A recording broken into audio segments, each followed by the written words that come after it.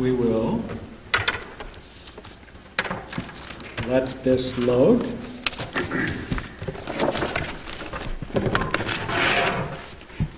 And we'll move into our committee of the whole. Come on. Go, line, go.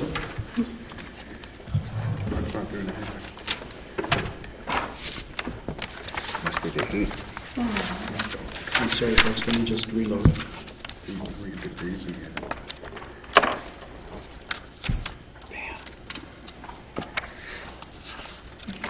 Okay. Ready to go? Okay. I will then call the Committee of the Whole meeting to order at 6:52 p.m. Monday, August the 8th. First up on the edition is the update from the fire chief. And I guess, Chief, if you'd like to take a seat. I think we'll start the meeting and just have Councillor Moore say a few words. Yes? Sorry. No. Yeah, let me just caution this, folks. This is not an opportunity for you to speak. Okay, that opportunity has come and gone at 2 occasions. So we'll just have Councillor Morris begin. Hi, Chief. So we just want to thank you for taking time to come and meet with us this evening. I just have a few things that I wanted to say before we get started. First off, I just want to clear the air about this meeting. I know there's been rumors and speculations floating around, and we don't want things to get off on the wrong foot. This is not meant to be an interrogation or a public scolding. We are here because we would like an update and some information on the fire department, both in general and because of the recent happenings within. Bringing in department heads and managers is something that we have started doing after we changed the way that we do council meetings and some of the processes that go along with it. Last meeting, we had our maintenance director in, and he came in with a five-page report, and we were able to have a good discussion with him on how things are going with his department. The meeting before that, it was the recreation director who gave us an update and talked to us about increasing fees and having better cost recovery in place for her department. Before her, it was the municipal superintendent giving us an update on his department and providing us with further information on the LaRose Avenue infrastructure project. And before that, I believe it was our CFO, and I won't continue going on, you get the picture. We do this because we don't have all of the standing committees that we once had. There was once a public safety committee that you used to come and give reports to, and these reports would eventually filter their way back to council, and at times it could be a very redundant process. So we are now navigating our way through this new system and having managers come in and give their reports directly to council and in turn to the public so that there is better awareness and communication, not only within the town's operations, but with the community as a whole. Several weeks ago, we asked you for a report, and that report generated some questions from us and some things that we would like some clarification about. So we thought that this might be a good opportunity to invite you to have your time at a meeting. It's no secret that there has been some turnover within the apartment, and there has been some rumblings on social media over the last while about the fire department, articles in the newspaper, etc. And while there are some things that we can't talk about and some things that just don't warrant a comment, there are some legitimate concerns about public safety that we, as elected officials, should be able to address and answer to. It isn't out of the ordinary for council to have more communication and discussions with a department head when there are public safety issues or concerns, so that we can be as informed as we need to be. For example, with the oil spill in PA right now, we have been having more discussions and email exchange with Sam, and he has been keeping us up to date so that we can keep the community up to date and have a sense of where things stand. My point is that it's not unusual for us to ask for more information or for an update or report from our department heads, especially when there are some high-profile issues that attract a greater level of public interest and concern. So we don't want anyone to feel that this is a witch hunt or that we're micromanaging in any way. We're just trying to be accountable and responsible to the people who elected us. Like I mentioned, this is all part of a new process that we have started doing this year in lieu of the standing committees, and I don't want anyone, including yourself, to feel singled out. Some of the questions and concerns that were presented by the community and council have already been answered by your report, like how many members are on the fire department, what kind of training do you do, what has been offered over the last little while, especially with the new members. However, there are still some questions that we need some further information on, and also some items that require some clarification, like just what services are offered by the OFC and the Fire College, specifically the free ones. We want to have a trained fire department and be able to offer the same level of services that we have provided provided in the past. If that is going to cost money in light of the recent events, we need to know how much so that we have that information going into budget deliberations. If we can utilize places like the OFC and the Fire College for training at no cost and free up money in the budget for other areas like equipment, then we need to be fiscally responsible to our taxpayers and do that. I've often found that it is better to have a face-to-face conversation with someone, as most communication isn't done verbally, and things can be misunderstood or misinterpreted when you're reading or writing them. Personally, I found that your report came off, as the paper put it, a little stern. And when I sat on the Public Safety Committee and you would come in and give your reports to us in person, that's not how your reports came off then. I'm hoping that having this conversation in real life and not electronically helps us all to gain some better clarity and understanding. We had a few questions that we sent when we asked for the report that I think need some clearing up, like what are the plans to rebuild and move the department forward? How will this affect the budget of the department? What are the plans for having certified members in certain skill areas like aircraft rescue, water rescue, rope rescue, etc.? What is the contingency plan in the meantime, and what are we able to handle right now? I think that these are important questions for us to be able to answer, and for me, that's the questions that I would like more information about. I know that our mayor also had some questions at the last meeting that I believe were sent to you beforehand, and some of my fellow councillors also had questions and were looking for some clarity. I don't want to take any more of your time, and I'm going to turn the floor over to you now. Thank you.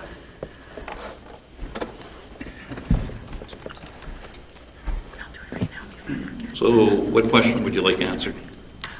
Well, I don't know like what the best way to do it, like if we just like kind of start from your report and work our way down for things we want more information and clarity on, and then move on to other questions and stuff from there. I see that you have some things with you, so I'm assuming you have some things prepared. So if you have something prepared and you want to go with that and we can ask questions afterwards, that's totally fine too. Yeah, the issue here is I brought a fair amount of information with me and documentation to basically disprove some of the mayor's statement from last council. He said they were questions, but it's hard to understand how they're questions when there's nobody here to answer them. So anyways, the documentation has been brought. It'll be disseminated, including the media, and it will explain a whole lot of things to a lot of people. The actions of the mayor have been questionable at best. Since the beginning of all this stuff, with the basically the removal of 3 members, the mayor has taken a side, has advocated for them, and has met with them and encouraged them. And in fact, I have documentation showing the mayor was encouraging people to quit, trying to get people below the number stated in the bylaw, therefore trying to create an unsafe fire department for his own gain to prove his point. Really, I think that what should happen, besides the fire commissioner, we should maybe have the ombudsman or somebody come in and do an investigation as well. There's been a lot of inappropriate actions from some members of this council, and they should be investigated. I'm quite willing to sit here and answer any questions from the report I submitted, okay. But I'm not going to get into an argument with anybody. You know, the information, if you want, for everything will be available when we're through the meeting. Okay, so I'm just like, that's fine that you said your piece, and I mean, you're welcome to say your piece. I mean, yes, I mean, maybe it was a little bit unfair that the mayor, you know, asked questions last week that you weren't here to answer to, which is why we wanted you to come in today and why we asked, I believe, Jen, correct me if I'm wrong, those questions were forwarded onto you so that you would have time to prepare for them. Coming into this meeting, we didn't want you to have to come in blindsided, but the purpose of us asking you here today was more to get an update on the department. And I mean, there's been a lot of discussion tonight about all of the other sort of workings and happenings that have happened outside of that, but for us, what we're interested in tonight is an update on the department so that when we have to answer to the public, that we have the knowledge and are able to answer questions. And you know, as Mr. Hocus pointed out, I mean, the buck ends with us. So in the end, the bottom line is that we're accountable for everyone and everything, and we have experts that we hire that we trust are able to do those positions and do a great job in their positions and doing those things and, you know, making sure that the town runs smoothly and making us look good.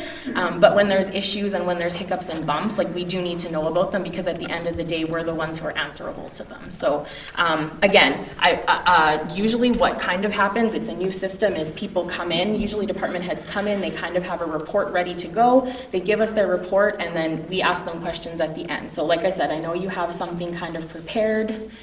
If you want to go ahead and... That was not the direction I gave him. The direction from council was to provide him with the questions that Mayor Scott had, and that's what he was given, was the questions. So he's got answers to the questions. Okay. So I don't know if you want to, like, kind of start with that, and then... Well, you're going to have to speak up a little, Crystal, because I do have a hearing problem. Sorry, I'll try to talk louder. I'm a little bit parched, but... I know. It's a horrible room to talk in. I don't know if anybody else has Yeah, comments. I just want to say that I mean, I also had some questions. I didn't ask them because I didn't feel there was a need to ask them without somebody present, but that's neither here nor there. I just want to make the point that some of us also have questions. The fact that we didn't state them at the last meeting doesn't mean that we don't. So, I mean, I have your report here. I'm sure all of us have a copy of the report, and I mean, what would be helpful for me is if you can go through the report. I mean, Mayor Scott had some very specific questions and comments from elements embedded within the body of this thing. What I would like to do, which is what we've done with every other department head, is have you start with the beginning of your report and run us through and tell us all about how your department is doing and how things are running. I'm not interested in talking about processes related to how we've arrived at where we're at. What I want to know is where we're at and how we're functioning from that point in time. And your report does that, and that's what I'd like to speak to at this point in time. Okay. Well, first off, I would say, and I would be remiss to say that everything is all, well and fine. We did remove 3 members, and 5 others did resign. They are definitely missed. You can't have that type of departure of individuals and not have some effect. But the effect is not critical. Definitely, everybody in town is safe. Contrary to the media hype where everything is unsafe and the department is dysfunctional, I don't think people are giving credit to the members that remained and all their experience. So, that's one thing people should think about. The first thing in my report is that I was asked about the number of members. And there's basically, at the time I wrote the report, the fire department roster consisted of 29 members. And I basically broke them down. There's still 17 regular members left over from the department. There's a couple that are on an extended probation on top of the 17. There were 3 new recruits. We're down to 2 now. And then in the interim, I brought on, there's 6 members from the OCN Fire Department. Most of them live in town, are now also members of this department as well. So basically, what I have is 23 members that can climb on a fire truck and respond to calls, and then a bunch of people still in training. What's a full complement, Chief? Like for the structure of our department, what's? Well, the bylaw states that I should run someplace between 20 and 30. Okay. I found that basically if you can run around 25, that's a good number. It's usually either feast or famine. Is 23 members available to you? Does that seem like a reasonable? That seems like a reasonable number then, in your opinion, for operations to? 23 work. I mean, between 23 and 25 is 2 people. One has to understand, and I know there were some concerns or some comments made earlier about responses. This is summertime. Responses vary. Because this is a volunteer fire department, there is no guaranteed response. Mm-hmm. We've had in the past, I have had basically calls where only 1 member is showing up. And that was like, a couple of years ago, before any of this happened. There was a low attendance, and it just happens when people are on holidays or at work. Nobody can be faulted for that. You try and bring people onto the department when you screen them that work different shifts. So you try and look for the people that are available during the day, and you try and look for the people that can respond on weekends. So Can I just ask about the help that you're getting from the OCN Fire Department? I'm just wondering how that's working out. It's actually working out quite well. One of the members is actually their stand-in for their chief as well. He's very experienced. They're basically just regular members of the department. So they're being treated like regular members. They show up. They work with our crews. And, okay. I got copies of your sheets from the last 12 fires. And of the 6 OCN guys, only 2 have shown up, and each of them just once. The other ones haven't shown up at all. So I'm wondering how it's going. No, I've had them show up in the other calls. I have a couple of regulars that show up all the time, and the other guys show up when they're needed. So why aren't their names on the sheets? Well, that's a good question. Why aren't they? I don't know. Like I say, it's a volunteer department. I'm trying to understand where you're going with this, Jim. I don't think people are showing up to the fire calls. I don't think people are coming to practice. I think I explained that to you, that it's summertime and people have other commitments.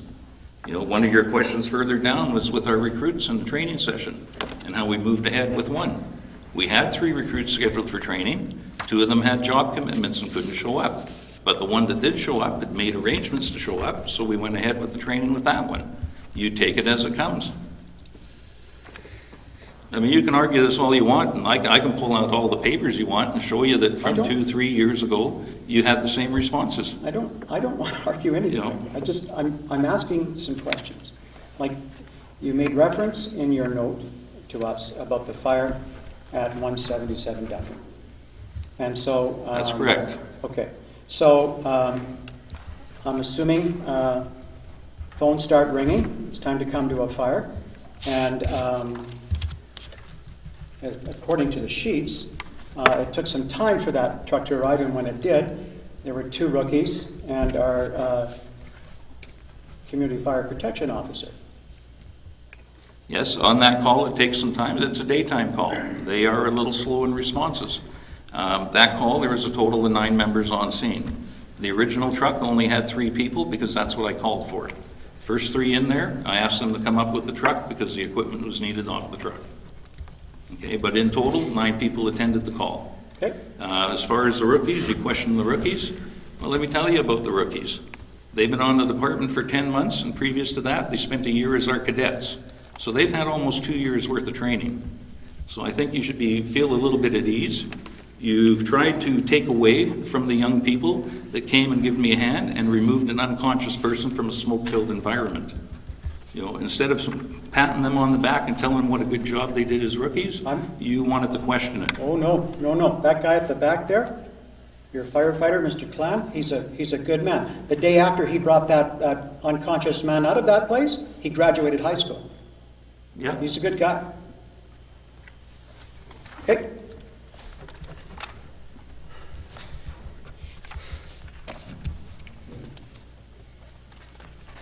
Perhaps we can progress through the rest of the report, Chief. Okay. Let's see. Next one, we talked about basically the members that have left the department and the impact it has had. It basically, like I say, it's had a small impact, but most of the members had basically been attending practices and calls up until the summer months. Everybody's a lot happier. The job is still getting done, so we're moving forward. We're rebuilding the department, and things are progressing forward bit by bit. It doesn't happen overnight. It does take a while to rebuild, but it is being rebuilt. Why are we rebuilding? Well, when 8 people leave, you have to rebuild. You have to train people, move them up.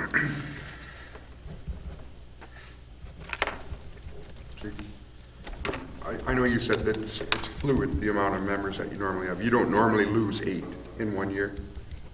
No, you lose 1 or 2 normally. Just they come and go. But you generally float around that 25 mark. Basically, yes. I think it's actually more in the 22, 23 line has been the norm for this department. Okay. Let's see. We talked about 177 Dufferin. I just put that in as a reference that, as you can tell, I think ultimately anytime a department pulls somebody out of a building, that's the ultimate they can do. That the department is well and fine and still protecting the citizens of this town. So that was that. We owe in a couple of the ones we referred to, basically the equipment. Just before I move to equipment, Yep. do you keep your bunker gear? I think that's what it's called, protective clothing. Yes, I do. In your vehicle. Yes, I did. Okay. And you wonder why I didn't wear it? Why don't you hardly ever wear it? Well, one, on that particular call, my job is to go and do a quick assessment of the call, do a size up. Basically, I was there, Wes was there from Manitoba Housing, who had keys to the building. So we had access to the building, he had come with me. And basically what we determined is that there wasn't a fire, it was a pot on the stove, and it was just a very heavy smoke concentration. Basically, when we went back outside, the people outside informed Wes and myself that there was still somebody inside the apartment. It was my conscious decision then to just don my air pack because there was no fire and go look for the victim as opposed to take time to bunker gear up. Hence, that was on the radio, the guys were on the way, and they were required, one to come down to assist me and one to bring a line just in case. So basically, Jim, it was a conscious decision on my part based on what I seen, my judgment call, that there wasn't a big fire threat. So therefore, it was more important to me to don the air pack and look for the victim than it was to take time out to put on my nice little looking fire suit. Did you go by yourself? Yes. Can I just ask a question? What would happen if one of your firefighters did the same thing? Like went into a building where... Well, they wouldn't because they don't have the opportunity. They gear up before they get on the truck. But what would happen if they did? Like what would you do? That's a hypothetical situation and I won't answer it because it just doesn't happen. Okay. Okay. I don't answer what ifs. Okay. All right, on to equipment. Basically in the equipment, it was basically just to let everybody know some of the major expenditures that are coming up. And if everybody remembered, the SCBA was in the capital plan and the truck is in the capital plan. What was missing was the replacement of the radios. You know, the radios will have to be replaced. As they are now, they're old, they're antiquated. As they break, I have to buy a new one. Apparently the government's coming in with the new system. When they come in with the new system, I'll be able to get rid of the 2 radio system, which we're currently using, one FleetNet, one for our channel, and basically go to 1 radio. And it'll be a replacement of the radios, but when that happens, it's still a few years away. The government has to make the announcement, plus they will also announce a bit of funding for the communities to help purchase radios. So it's just basically just notification that there is something in the works, and it will happen someplace down the road. Chief, 25 radios at $1,000 to $1,500 each. Is there no way to lease those radios? Like that just seems like a big. We haven't explored leasing or anything else. That is just basically the price that's currently happening from Gene's here in town for our current radios. Depending upon the radio, depends on the cost. It's just a big capital cost. Yeah. On the air packs, you say you need to replace those. We're going to probably look at it potentially 15 air packs. There's 15 air packs on the trucks, and then we'd run 3 extras. So about 18 air packs in total. Okay, and you'll be bringing that forward for next year's budget? It was listed in my 5-year capital plan, so yeah, it'll be the portion we're looking at, say 5 in 2017, 5 in 2019, and we're looking at maybe trying to get 5 on the new truck when it's ordered, and see what sort of a deal we can work with that, and then we'll pick up the other 3 in the future, shortly after that. But that exceeded the 5-year plan. So a 5-year plan really isn't near future though, right? A 5-year plan? Yeah. Yeah, okay. Okay, and you say that the truck, we have reserve fund for that for 2019? That's correct. Okay, good. Also, the next one was just talking about the higher than 3 stories. That was just a notice to council for you to understand when you're making decisions. that we're currently we're basically at our max for buildings that I can't ladder. We have laddering, we have to have laddering capabilities. And just to explain, the FUS is the Fire Underwriter Survey. And what they do is they give our town a rating. The rating they give the town basically affects the amount of insurance that people pay for their homes. If we drop a rating because we can't either provide a water flow or maintain laddering capabilities, then basically everybody's home insurance will go up $300 to $400 a year. But you said in your report, if we build any more of those, and I'm wondering how many we've ever built, upwards around zero. Well, if we build any more, I mean, if you look at what we have that I can't ladder, the government building on 3rd, the museum, the senior center, the hospital, the church, we already have, and just basic apartments. The apartments on Campbell Avenue, the standard 3-story apartment. I can reach the 3rd floor balcony with the ladders, but I only have one ladder that will make the roof. And I basically would need 2 if I'm putting people on the roof. So if there's a roof fire, we may have difficulties. So all I'm stating to council is that if we go any bigger, we're going to have to look at spending more money on potential other apparatus. Okay.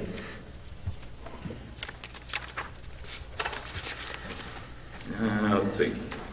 I'd mentioned that one of the things you guys had asked was basically I have certification of repairs being done to the pumps and the air packs annually as per all the regulations. But that currently has never been placed in the budget to pay for, so I robbed Peter to pay Paul to get that done. So just letting you know that there is a bit of a shortfall there when things come up. It is being done because it's a requirement, and somehow I find the money, usually by not having a deputy chief for most of the year. So. Okay. There was a question about the budget. For the last 3 years, I've been instructed by council and CAO to hold my budget at 0, and that's what I did. Nobody's ever told me that a 0% budget means that you had an increase to it. 0 is 0, the way I see it.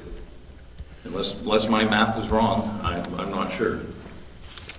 We would have said to you, like we said to every other department head, that if there's things you need to tell us about, we need to consider all aspects, all costs. Well, our idea is to try and keep it at 0. Absolutely, keep it at 0. But at what cost? So. I believe last year at the budget presentation, I actually sat there with my budget and highlighted it and explained to council that I was basically running the department on $35,000 a year. So I don't know how much more plain a person can get. Let's see. Basically, the next one was I just discussed the members that have left and their level of training. And no, I wasn't minimizing their level of training. They have had some training, but it certainly wasn't the big accredited training that we've been talking about.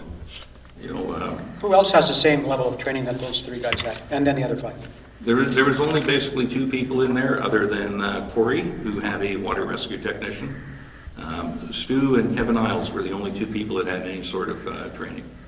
The rest of the department basically just more or less been seminars and in-house. So if I brought you a great long list of certifications, you'd say that's not so?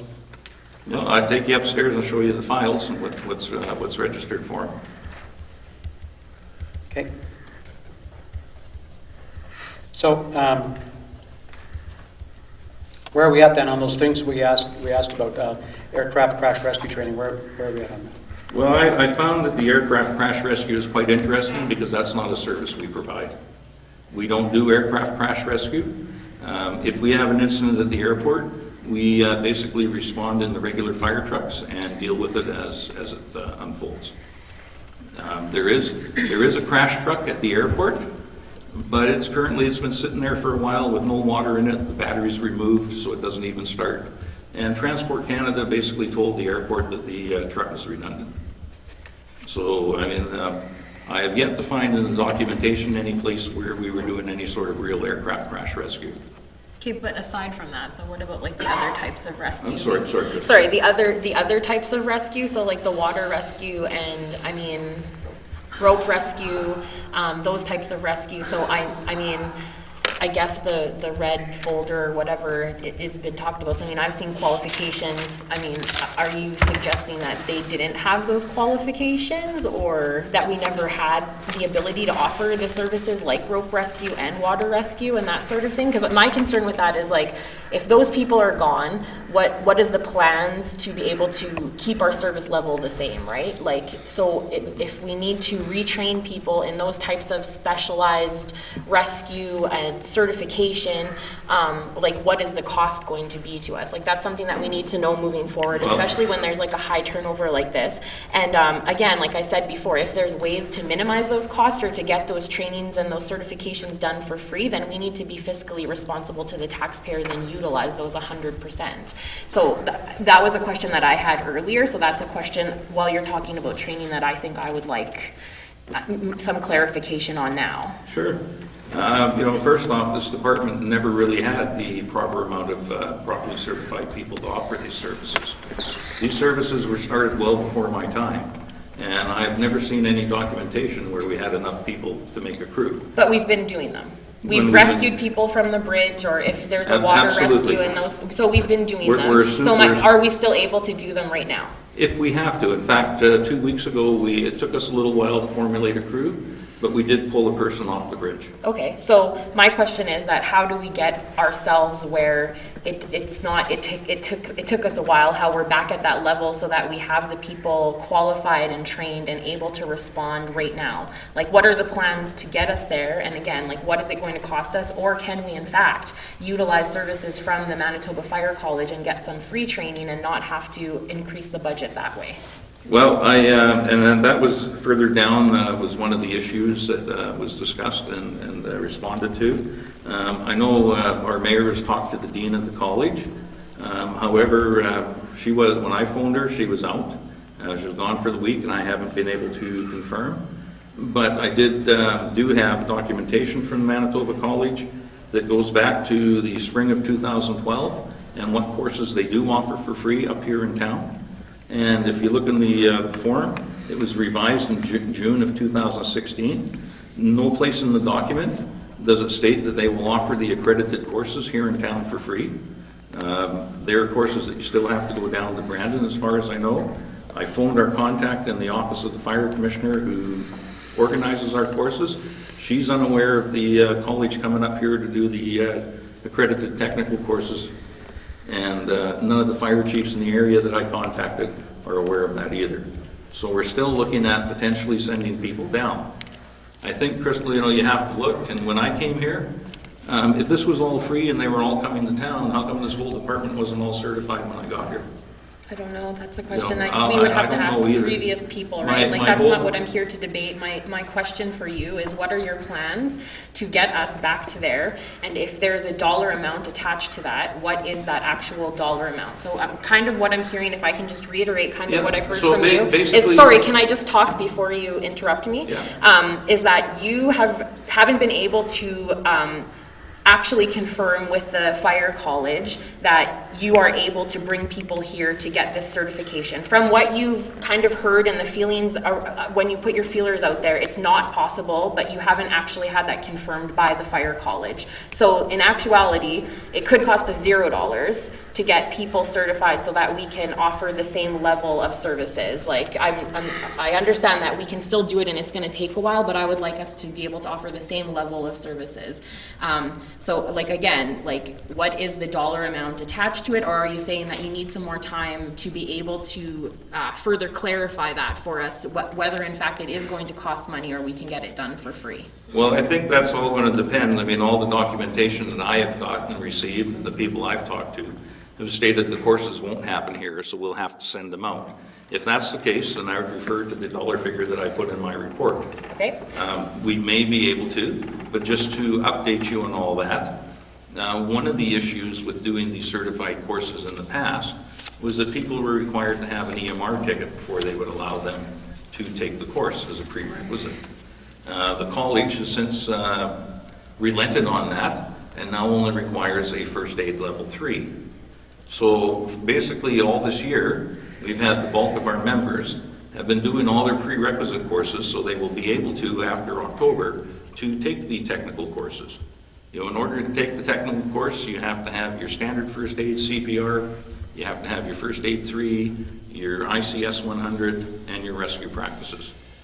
The only thing most of the crew are missing right now is their first aid 3, which is scheduled for October. Okay. So what will remain to be seen is whether MESC will make a provision and come up here and do the training, which would then basically cost us next to nothing, or whether we have to send people down. The training would still be for free, but we have to pay meals, we have to pay accommodation, and certainly they get their training wage while they're out training.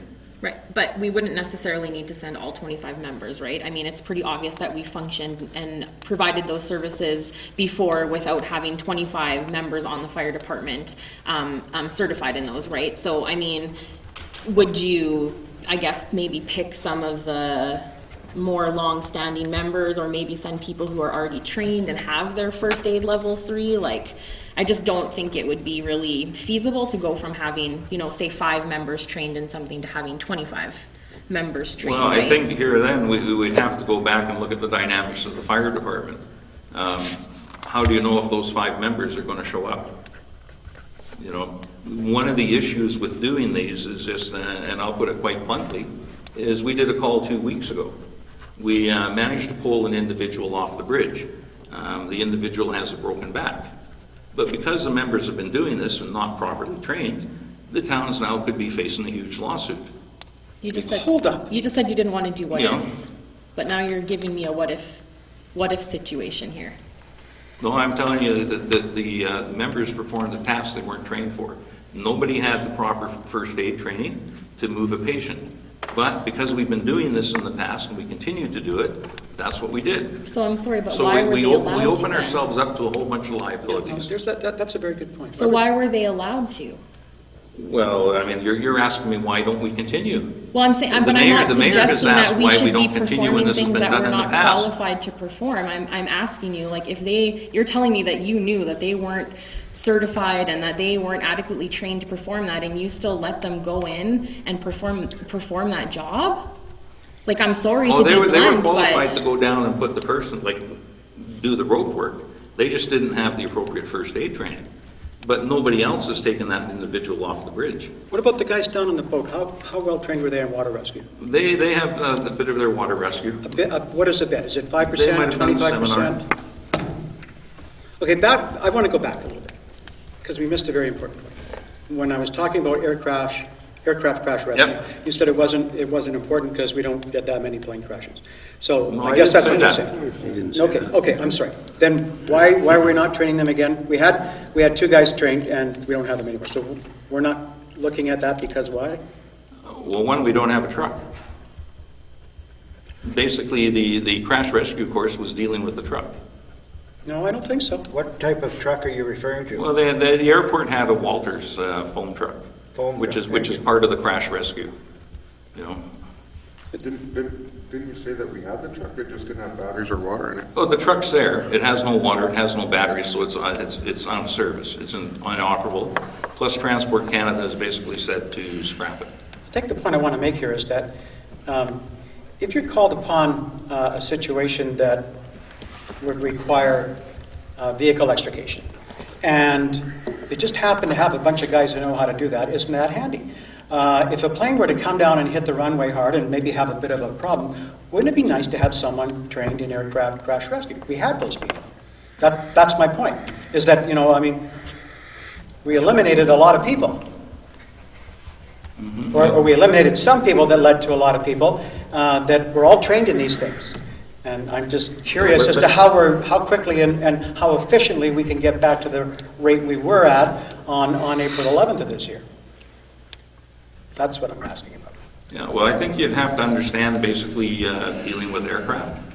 We deal with small aircraft, and they're really not that hard to work with. They're not much different than a car. We aren't dealing with 737s at land. We aren't dealing with the big major emergencies. We're dealing with small twin-engine aircraft. If I'm coming in off the comm air, I want to know that if something doesn't go right, it's going to be looked after.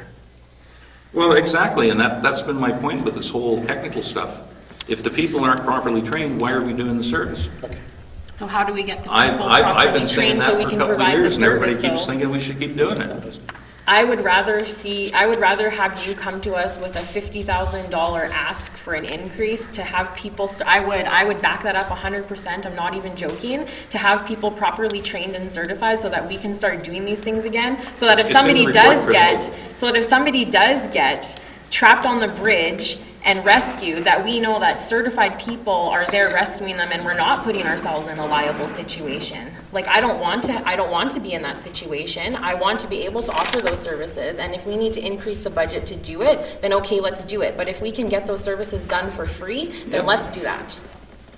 Like I said, it's already in the report.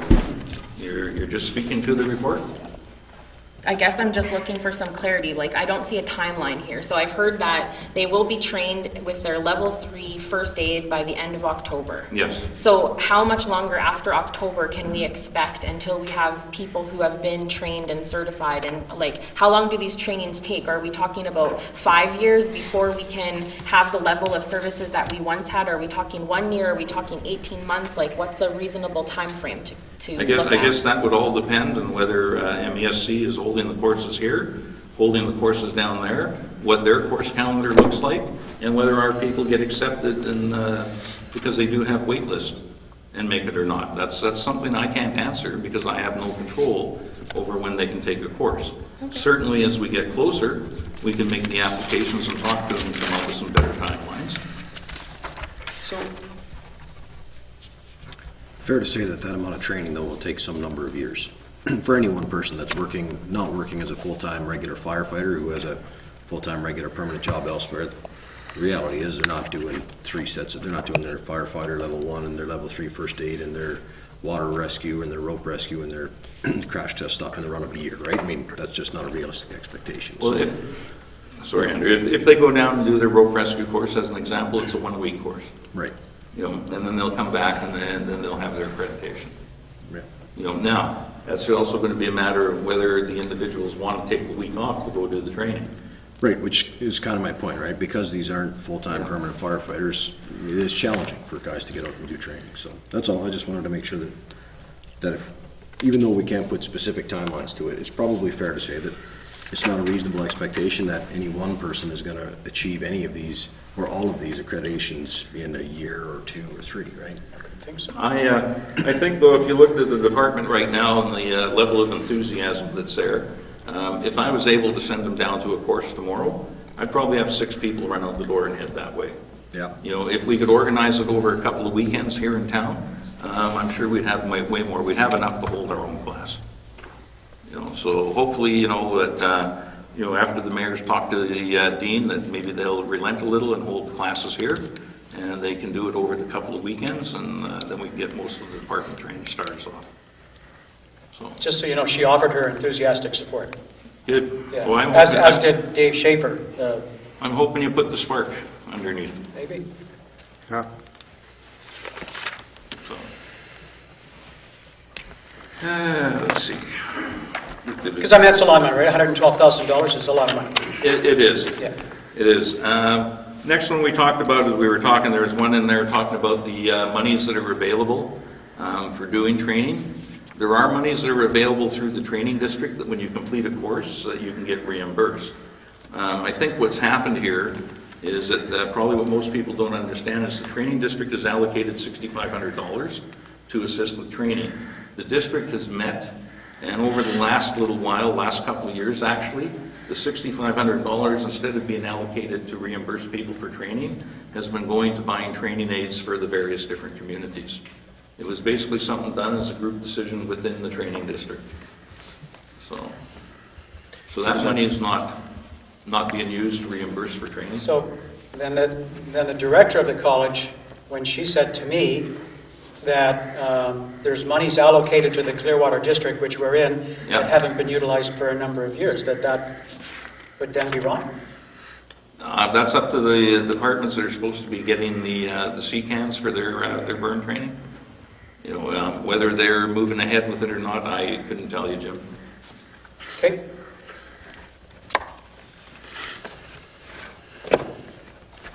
Let's see. Basically, the other part of the report was just talking about the cost of sending people down. If we What about the legal issue you made mention to, about the certification, college certification that doesn't hold up in court? Yes. Let me address that. It's very simple. The college would have nothing to do with the court case, for starters. If somebody is questioning your level of training and whether people are properly trained to perform an evolution, the certification comes in the form of an ISAC or Pro Board seal, which would be equivalent to like a red seal for a tradesman. When you go to court and you produce the document, the courts are satisfied with that the person's been properly trained and properly tested. When you go to court with a seminar or an attendance certificate, then it's up to you, being the town or the fire chief, to show the courts that we have actually followed the standard to the certification and that the person has been attested basically as an accredited agency. And that would mean having people proctor exams and doing exams properly. So really the college's involvement in the lawsuit would be non-existent. It would be basically with the town. I'm likely going to suggest you're not a lawyer. Not to be rude, but it's difficult to say, because if I take a certified course and it ends up in court and I testify that I did this because I was trained this way and this is my certification and here is my certification, you're suggesting that wouldn't stand up in court, and yet not once has that ever been challenged, not once. So I don't know how you ascertain that it's not worth the paper it's printed. But how would the college be involved? If you come to court and let's just say you have a seminar certificate, and basically that's equivalent to an attendance certificate.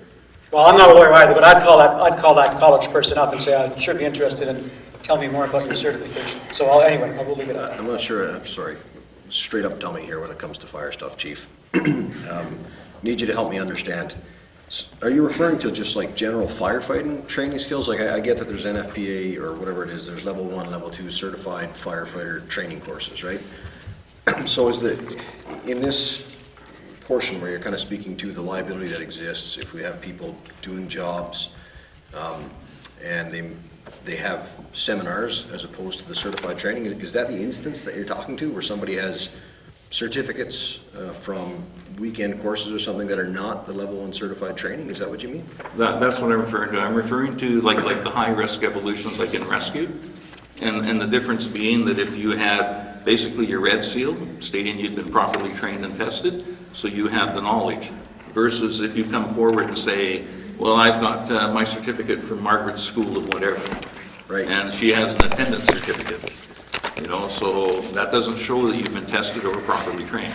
Right, so it'd be akin to me knowing a little bit about electricity, and I know how to pigtail 2 wires, but I'm not an electrician, but I read some books one time and do a DIY kind of thing, and I know that I can change out that switch, my light switch, because I can do whatever, and I go ahead and do that for somebody, and then their house burns down, but I'm not an electrician.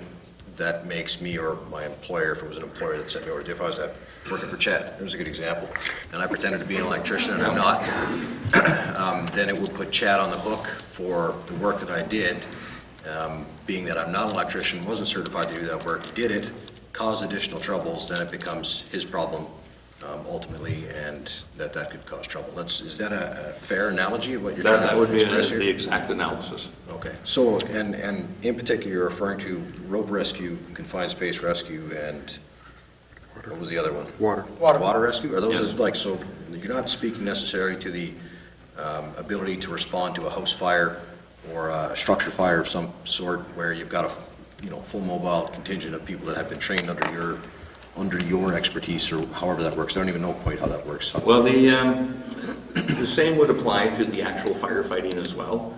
The members should have certification in firefighting as well, but you need to understand the dynamics of the different calls. Firefighting gives you a lot more opportunity to take alternative measures.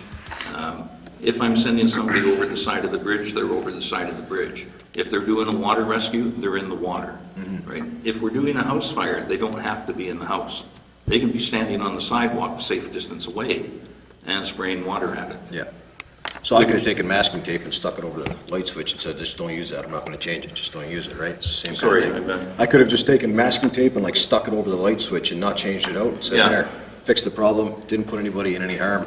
Can't use the light anymore, but we're safe. Yeah. So that's a can, You can right? stand on the sidewalk, shine the flashlight in. Right, Yeah. you know, Yeah. so I just want to make sure that I'm clear, because I'm far from an expert in fire department stuff, okay? So, It also, I guess one should take a look as well, that the firefighter training takes quite a bit longer than the technical rescue courses. Like I say, most technical rescue courses can be done within a week, some of them are 2 weeks.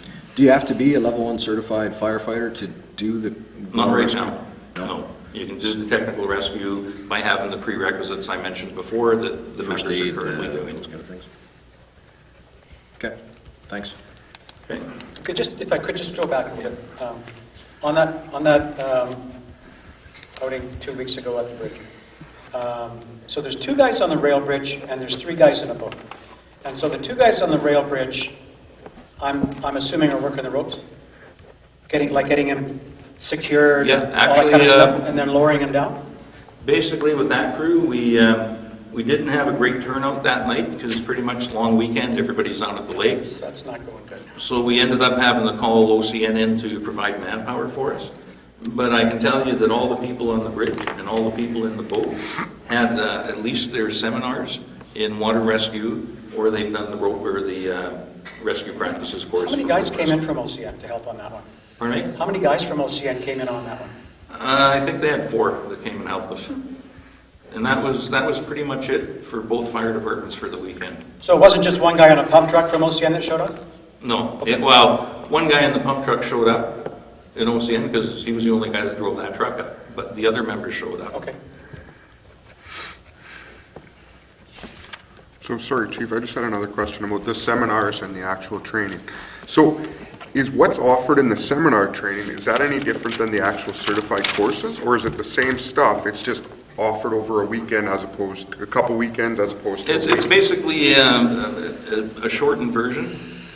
It doesn't necessarily involve the same testing or all the same material, but it gives you the basics. It's no different than the rescue practices. Is the rescue practices a rope rescue course? Yes and no. It's a low-angle rope rescue course, but it teaches you all the knots and everything and how to perform it. Can you perform the other evolutions? Yes. But, here again, did you get the proper training for it? No. It's you have the knowledge, but not necessarily The piece of paper? the piece of paper saying that you have the training. And I guess that's the big thing, is the knowledge base versus the paper that follows with it. Everybody can have the knowledge base, but basically when you go to the court, you need that piece of paper. To be honest, I'd rather have somebody have real knowledge and practical experience than a piece of paper behind them, so. Well, there's lots of people that have paper and they aren't very good. What's your recommendation, Chief, with respect to that? So, if we have a situation here where at this point we have a department that isn't certified in water rescue, like there are no members, right, certified in water rescue, just and rope rescue, and we have clearly 2 bridges that our department is called upon. We don't own those bridges. We're not responsible for the Saskatchewan River. And so, and the situation will continue to arise where there's a requirement for some kind of rescue because of those pieces of infrastructure. Like, what's the recommendation here? It seems like a fairly, and you point out that's a fairly libelous situation to put oneself in. There is some risk associated with it in terms of liability. There's risk associated with it in terms of personal well-being for the guys that are doing the work. I don't doubt at all that you wouldn't ask somebody to do something that you don't feel that they are comfortable doing or that they're qualified doing, whether they have the piece of paper or not. But,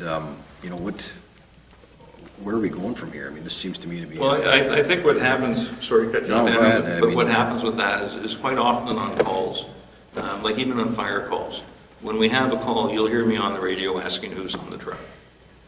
Basically, it's my job as the chief to know all my members and their qualifications and what they're capable of doing. Telling me who's on the truck at a fire call helps me determine what my plan of action is going to be based on their level of, their skill level. When it comes to the water and the rope rescues, it's the same thing. The people that go in the boat must have their basically boater's card so they can drive the boat, and they must have at least had like a water rescue seminar in order to have a little bit of that understanding. I feel very, very confident with the water rescue in the fact that with the guys with the Gumby suits and everything on, it's going to be pretty hard for something bad to happen to them. You know, it's probably one of the better and safer technical rescue calls we can do. The bridge does require a better degree of skill because it requires people to understand the ropes and how to set them up properly. Most of the guys in the department have taken the rescue practices, so they basically have the knowledge for the knots. Now, like I say, it's just a matter of being able to follow up and then move on from there. Whose responsibility are the bridges? Like, Well, where does that's a good question because the bridge is really no man's land. Yeah. And you know, one of the issues is we go out there and the RCMP end up paying us. But really it's the same budget. You know, it still comes out of protective services. So, you know, I don't know why it's been set up that the town is paying to basically, you know, do rescues off the bridge, other than we just seem to be nice people offering a service. Like, I consider that, if you want to be entirely objective about the situation, if I'm looking at my tax bill, I'm going, you know, are we seeing, when we provide fee for service, when we broker an agreement with Rocky Lake East Shore, North Shore, Clearwater Lake to provide fire services beyond our boundaries, it's based on an agreement that assures that that is not costing us money, that it's in fact making us money, right? That's the way that those things are set up. Are we assured that when we perform these rescues, and, you know, and I have no idea, I've never looked at the financials in that amount of detail, but every time we perform a rope rescue, is that costing our taxpayers money, or is that earning our taxpayers money? When you consider the cost of training, not just the cost of the call, but the cost of the associated training required, if you're going to do it properly and you need to have whatever it is, 5 or 8 members that are supposed to be trained. I mean, that's a slightly different cost than it is if you have, you know, 2 I would probably state just for that with those calls, I wouldn't include the cost of training. I would just look at the cost of the call. Because the high angle rope rescue is also something we use with doing service at the pulp mill or at the hospital or other places in town that do pay taxes. Right. So we're providing a service to them, so I don't think it would be fair to include training in for the cost of the bridge. Same with the confined space rescue portion, you know, right? So it's just the actual cost of going to the bridge and doing the call. Right. You know, like I say, we recoup it from the RCMP, but it's still the same protective services budget. You know, there is a big misunderstanding out there about our responses on the town.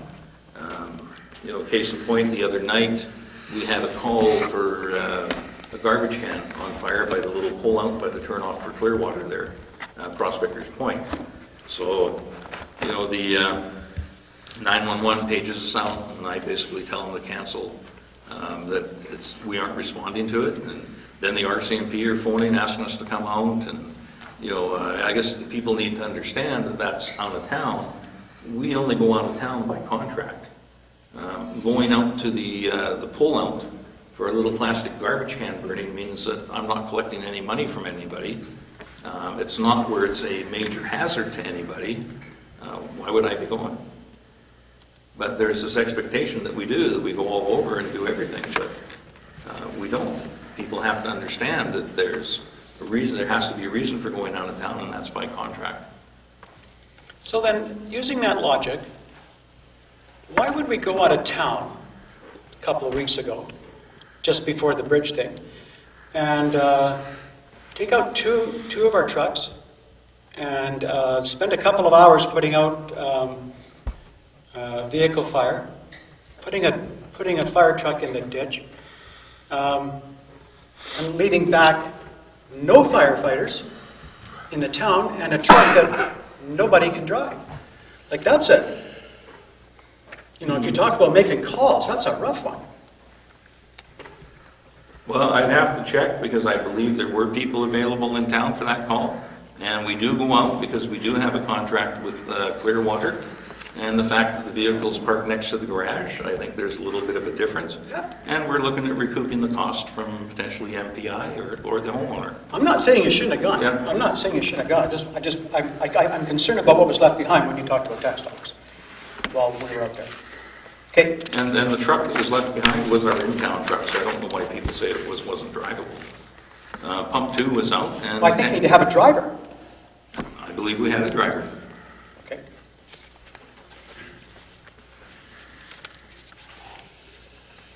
Okay.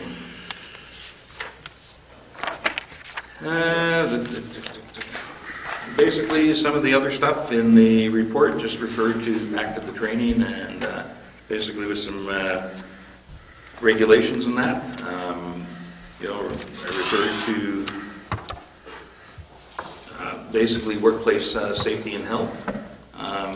They have basically taken a look. I think if you're really interested, if we recall workplace safety and health, or if the OFC is doing their job properly, they will probably come back and tell you we should cease and desist on our technical rescue stuff until those are properly trained. Until we get those 3 disciplines in order. Until we get everything going and get everybody trained, or at least a few people trained. So, basically, the service has been provided. It was provided before I got here. We just continued it. It's usually provided under strict supervision. And one of the reasons it's provided is we've been working on the issue of trying to get the training. And it has huge implications when we stop the services.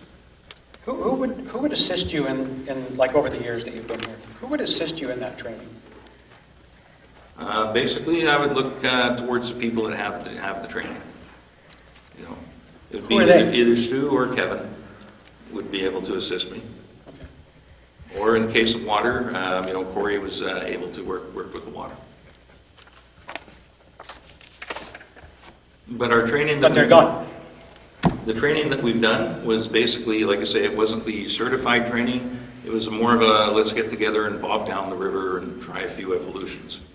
So I'm sorry, it was more like what? like if we're doing water rescue, it'd be more put on the suits, bob down the river, and Okay. pull the guy out a couple of times. Yeah. Was it an actual training session? Yes and no. It was more of just a little hands-on, have fun. But that's basically as far as it went. Nothing wrong with on-the-job training. You gotta have fun sometimes. Yeah. Yeah.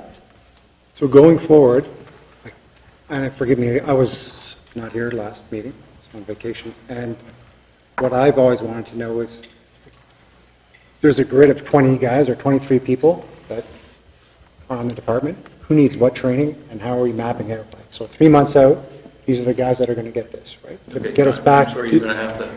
For training, what's our training map forward, right? That's what I've always been interested in. So we have some holes, obviously, there's lots of issues, but on the training department, we need to slot in these 6 people to take this training in the next 6 months, and then in the following 3 to 6 months, these people need to take this training, so we get back up. Like, as we go into budget, can we get something like that? Well, currently there is a training schedule out, and it lists the training for every week till the end of the year. And in that training schedule, there was allocated 4 months where there was weekend training as well. The idea of the weekend training was for people to make up anything they missed, or if we were doing any of the extra training, like in October we had 2 weekends put aside, and this is where we're doing the first aid 3 in.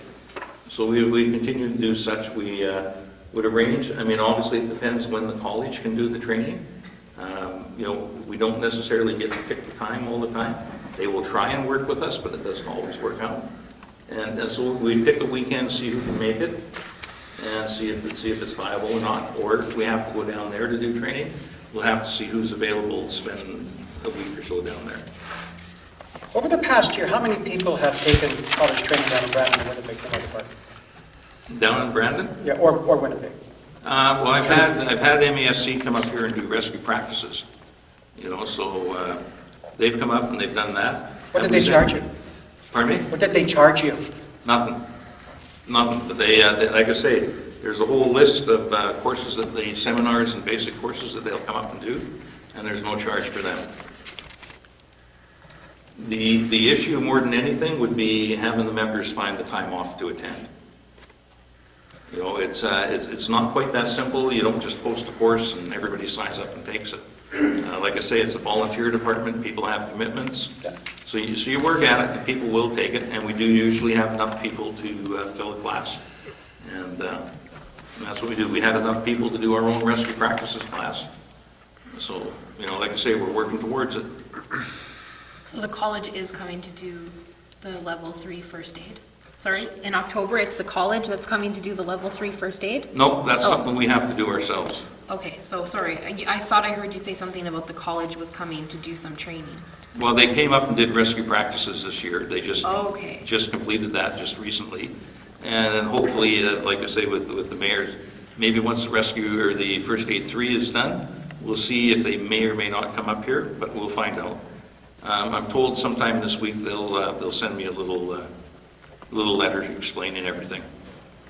Okay. Who teaches the level 3 first aid? Who teaches the level 3 first aid? Basically, right now I'm using, Reg. Who used to Yeah, save- Erickson, yeah. His company does that. Okay. What about vehicle extrication? Have we paid money for that training? Yes. We had Trevor Shea come up and do a vehicle X course. Okay.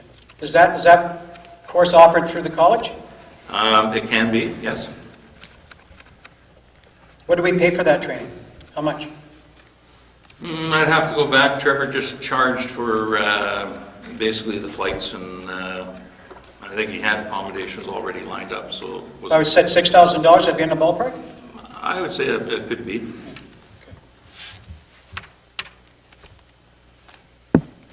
Okay.